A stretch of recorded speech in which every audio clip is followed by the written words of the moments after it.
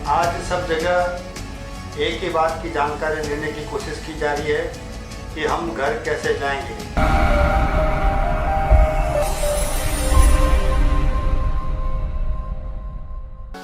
जो मजदूर, जो श्रमिक, जो राजस्थान, बिहार, उत्तर प्रदेश के जो प्रवासी लोग हैं, उन सबका एक ही सवाल है कि हम घर कैसे जाएंगे। नमस्कार दोस्तों, मैं हूँ पुखराज प्रजापति और आप देख रहे हैं चैनल पुखजी। अभी हाल ही में प्राप्त जानकारी के अनुसार प्रवासी श्रमिकों की जो मेहनत थी, जो कई जगह फंसे हुए थे, रात दिन उनके द्वारा प्रशासन को मांग करने पर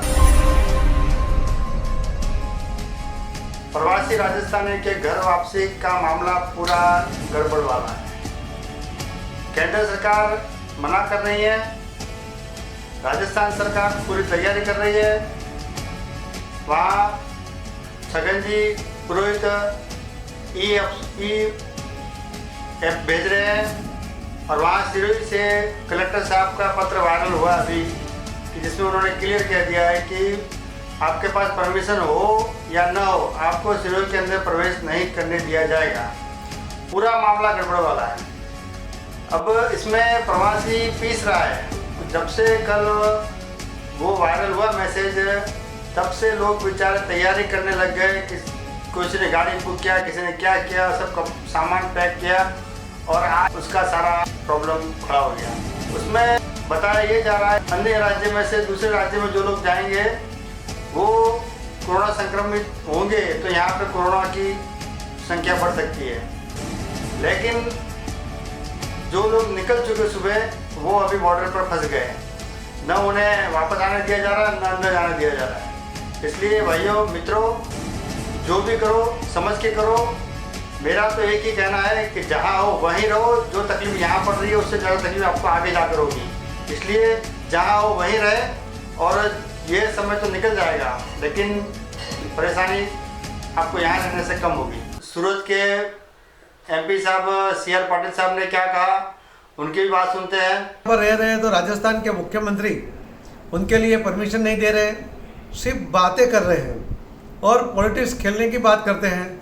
मैं तो आपके सामने यही बात रखना चाहता हूं कि अगर राजस्थान के मुख्यमंत्री अगर वो परमिशन देना चाहते हैं, लोगों को वहां पर बुलाना चाहते हैं, तो लिखकर हमारे मुख्यमंत्री को भेज दें, टीवी पे आके बता दें कि हम परमिशन दे रहे हैं। आज ही हमारे पास कलेक्टर राजस्थान से एक लेटर आया हुआ है, वहाँ उसने गुजरात के कई शहरों से एक भी आदमी को हम आने नहीं देंगे, ऐसे स्पष्ट रूप से उसका आदेश उसने जारी किया हुआ है। तो एक तरफ लोगों को गुमराह कर रहे हैं और राजस्थान के लोग जो अपने वतन में जाना चाहते हैं उनको वो जाने की व्यवस्था नहीं कर रहे हैं। मैं अशोक गहलोत जी को रिक्वेस्ट करता हूँ कि पॉलिटिक्स तो आप करते ही रहोगे, आपने पूरी ज़िंदगी पॉलिटिक्स ही किया है और कभी लोकहित की बात भी करिए। जो बाकी मुख्यमंत्री जिस तरह से अपने वतन के लोगों को, अपने प्रदेश के लोगों को उनके लिए मदद भेज रहे हैं, उनके लिए व्यवस्था कर रहे हैं, उनके लिए परमिशन दे रहे हैं, तो आप भी परमिशन दीजिए और ये लेटर लिख कर दीजिए। सिर्फ वीडियो वायरल करने से नहीं होता है। ये जो प्रोसीजर है वो मुख्यमंत्री को लेटर लिखकर और टीवी पे आके अपना निवेदन दे के करिए तो लोगों को विश्वास होगा। नहीं तो राजस्थान के लोगों का अविश्वास आपके प्रति बढ़ रहा है और रोष भी बढ़ रहा है। ये आपको ये समझना चाहिए और यही मैं आपको रिक्वेस्ट करता हूं कि राजस्थान के लोगों के जल्दी से परमिशन आप दीजिए। धन्यवाद। जो प्रवासी बंधु अपने गांव जाना चाहते हैं वे मामलतदार कचहरी, तहसीलदार कचहरी पर जाकर अपना ब्यौरा दे और अपनी गाड़ी का नंबर दे। प्रशासन द्वारा भी वाहन की व्यवस्था की गई है, लेकिन आपको इसके पहले अपना ब्यौरा देना पड़ेगा, अपनी सूचना देनी पड़ेगी कि हम यहाँ से जाना चाहते हैं। उनके लिए वाहन व्यवस्था भी सरकार द्वारा की गई है। जो अपनी गाड़ी लेकर जाना चाहते हैं वे अपनी गाड़ी का नंबर लिखवा दें। और यह बहुत ही खुशी की बात है, यह किसी एक व्यक्ति की मेहनत नहीं है, सभी प्रवासियों की मेहनत है। यह शुरू कैसे हुआ? यह शुरू होने के पीछे का कारण यह है कि राजस्थान के मुख्यमंत्री अशोक गहलोत ने कल जानकारी दी प्रशासन अधिकारियों को कि जो लोग राजस्थान से बाहर जो फंसे हुए हैं उन सबका ई-मित्र राजस्थान गवर्नमेंट पे रजिस्ट्रेशन कराया जाए और उन कौन कहाँ कैसे फंसा हुआ है उनके बारे में, उन्हें वापस घर लाने के बारे में कुछ जानकारी लेने के लिए ये मैसेज किया गया। उसके बाद में पूरे देश में जो राजस्थान के प्रवासी लोग फंसे हुए उन सबका मैसेज, उन सबका फ़ोन एक दूसरे को जानकारी लेने के लिए पूछताछ शुरू की गई। कल अशोक गहलोत ने केंद्रीय मंत्रालय में 4 ट्वीट किए, 4 ट्वीट करके केंद्रीय मंत्रालय से जानकारी प्राप्त करने की कोशिश की, लेकिन केंद्रीय मंत्रालय ने भी उसका कोई जवाब नहीं दिया। आज इस समय सभी मुख्यमंत्रियों की, देश के सारे मुख्यमंत्रियों के साथ प्रधानमंत्री श्री नरेंद्र मोदी की मीटिंग बैठक चल रही है वीडियो कॉन्फ्रेंसिंग के द्वारा। इस बात का आज निर्णय लिया जाएगा और लॉकडाउन आगे बढ़ेगा कि नहीं बढ़ेगा उसका भी आज निर्णय हो जाएगा। लगभग 30 मई तक लॉकडाउन बढ़ने की संभावना दिखाई दे रही है। अशोक गहलोत ने केंद्रीय मंत्रालय में ट्वीट कर बताया कि जो मजदूर बाहर फंसे हुए उन्हें राजस्थान में लाने के लिए रास्ता साफ किया जाए, लेकिन यह मामला केंद्र के अधीन है। अगर केंद्र अनुमति देती है तभी यह संभव हो सकता है।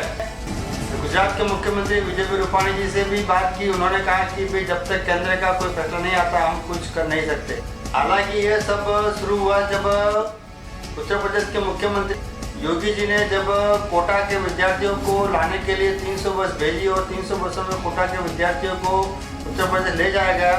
उसी सब घटनाक्रम से यह मामला खड़ा हुआ कि जब विद्यार्थियों को ले जा सकता है तो श्रमिकों को क्यों नहीं। श्रमिकों ने इसमें क्या गुनाह किया है, उनके भी बाल बच्चे कहीं फंसे हुए कहीं फंसे हुए, किसी की पत्नी दूर है, किसी का पति दूर है, किसी के पिता दूर है, किसी का बच्चा दूर है। उन सबको एक करने के लिए जो मुहिम सरकार को चलानी थी वो चला नहीं रही है। श्रमिकों का कहना है कि हमें क्वारंटाइन में रहते हुए भी 14 दिन से ऊपर हो गए, आज 20 दिन हो गए, उसके बाद तो हमें जाना देना चाहिए। वहीं बॉर्डर पर जो लोग फंसे हुए हैं उनकी बात भी सुनते हैं। आए थे, आज हमारे को 21 दिन हो गए यहाँ पकड़े हुए, बराबर। हम सब गांव जा रहे थे, हम यहाँ बॉर्डर क्रॉस करके वापस हमको यहाँ ला के डाले। हम सब मजदूर आदमी हैं और हमारे घर वाले बहुत परेशान हैं, बराबर। उनको खाने पीने की व्यवस्था है नहीं और हमारे बीवी का ऑपरेशन करा के अभी 1.5 महीना हुआ है और 50,000 रुपये में डाला और दवाई 6 तारीख को ख़त्म हुआ था। अभी तक हमको दवाई लाने के लिए हमको यहाँ से नहीं छोड़ रहे हैं, बराबर।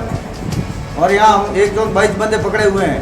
हमारा कोई प्रशासन यहाँ कोई सुनता नहीं है और गुजरात सरकार छोड़ने के लिए तैयार है। राजस्थान को ये बोलते हैं कि राजस्थान सरकार लेने के लिए तैयार नहीं है। क्यों नहीं तैयार है? राजस्थान सरकार क्यों नहीं ले रही है हमारे को? और यूपी वाली सरकार ले रही है। राजस्थान में ऐसा क्या है कि भूखमरी सरकार है, क्यों नहीं ले रही हमको? हम क्यों नहीं लेती? गुजरात सरकार हमारी व्यवस्था कर रही है तो राजस्थान सरकार क्या भूखमरी हुई है कि उनके पास पैसा नहीं, उनके पास क्या नहीं है? हम बॉर्डर पे फंसे हुए हैं, कोई अंदर ज़्यादा अंदर नहीं है। मैं 50 किलोमीटर गुजरात के अंदर बैठे, हम आज 21 दिन हो गए हमारे यहाँ बैठे हुए। ये सारा घटनाक्रम अभी तूल पकड़ चुका है और इस मामले का जल्द से जल्द निर्णय लेना होगा, क्योंकि लॉकडाउन बढ़ने की संभावना है। जिस तरह से सरपंच का इलेक्शन होता है तो सरपंच लोग गाड़ी भेजते हैं अन्य राज्यों में, वहाँ से उनके वोटरों को लेके आते हैं। उसी तरह से ये जवाबदारी भी सरपंचों के ऊपर लगानी चाहिए। सरपंचों को निर्देश देना चाहिए कि भाई आपके लोग जहाँ फंसे हुए हैं उनका ब्यौरा मंगाओ, कौन कहाँ है। और जिस तरह से आपने इलेक्शन में चुनाव में जो करते हैं उसी तरह से इसके अंदर भी आप करिए और आपके जो भी लोग हैं उनको बुलाने की कोशिश की जानी चाहिए।